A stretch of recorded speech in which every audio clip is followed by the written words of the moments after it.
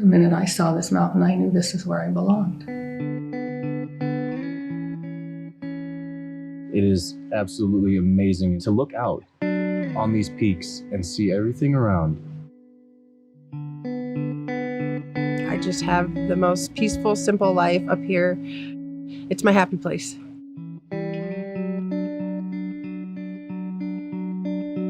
Just being in an ancestral area that our grandmothers talked about. I might have heard a voice or felt a feeling.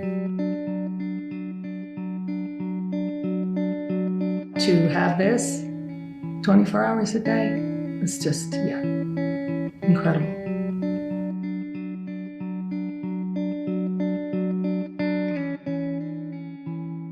Fire broke out so close to the village of Summerhaven, the Forest Service classified it top priority, maximum effort right away.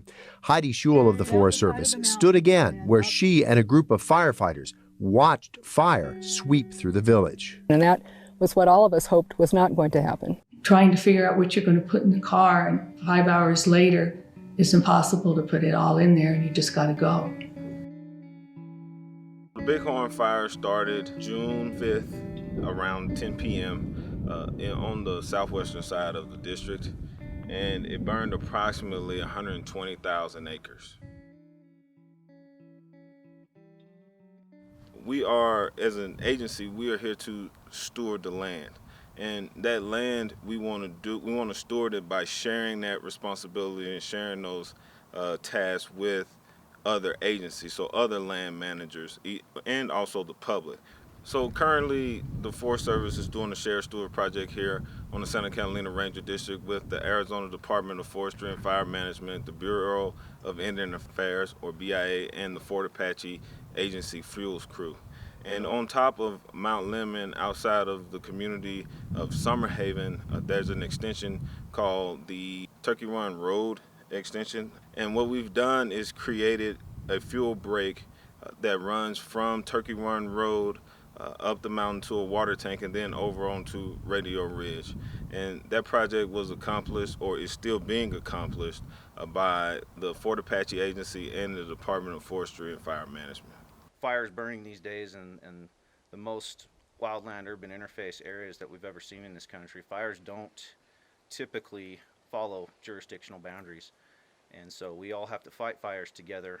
The best way for us to combat that these days is to be the preventative work, being able to get out ahead of it and do this work beforehand, and being able to partner with agencies like this and work on both sides of the fence is huge for us to be able to restore these lands to where they were and protect lives and property.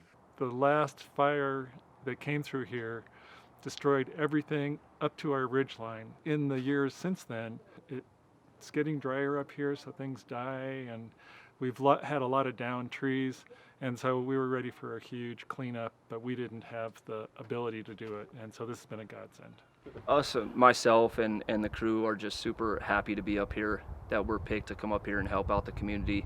It's really rewarding to see the community pitch in, give us their smiles, their gratitude, and we're super happy to just be cleaning up the environment and taking care of and protecting it, fire-wising it for them. It's pretty hard, but it's fulfilling, because you seeing all the stuff that we've been in and what we cut through. It's rewarding to see how far you got, how much you cut, and how it looks after you went through. We have a unique opportunity here with the Department of Forestry and Fire Management, and then also with the Bureau of Indian Affairs and Fort Apache Agency, using Reserve Treaty Rights lands, or RTRL dollars, to help connect those Native American tribes to the land, their ancestral lands, and then also being able to accomplish meaningful work on the ground for the communities here. The Apaches had roamed great places, all the way down to Mexico, all the way to Texas. We have a vast land, and even this part here in Mount Lemmon is something that we consider is our ancestral land. The national purpose, right, and the purpose that we've really established the program for, RTRL, is to allow tribes that haven't had an opportunity in the past to reach out to not only the Forest Service, but to state and private sector agencies and other Department of Interior agencies and emphasize tribal priorities in relation to land management opportunity. Now, with the introduction of and continuing funding of RTRL, then the tribes can go and build relationships and partnerships and collaboratives with multiple ownerships, because the tribes do have funding and they can bring a workforce that's experienced and well equipped to implement collaborative projects that meet tribal priorities and meet the collaborators' priorities for wildland fire risk reduction. And this is one of the things that I really look forward to. You know, not just the money, but you know, spiritually, socially, and you know, something for a man to do.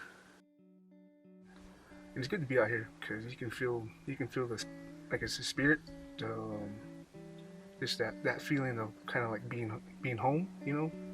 This is part of our fuels treatment area. We're doing fuels treatments in the form of thinning, different places on Mount Lemmon. To have a thinning project up here and to have them take out some of those trees and do some thinning on this mountain is a very important thing to do.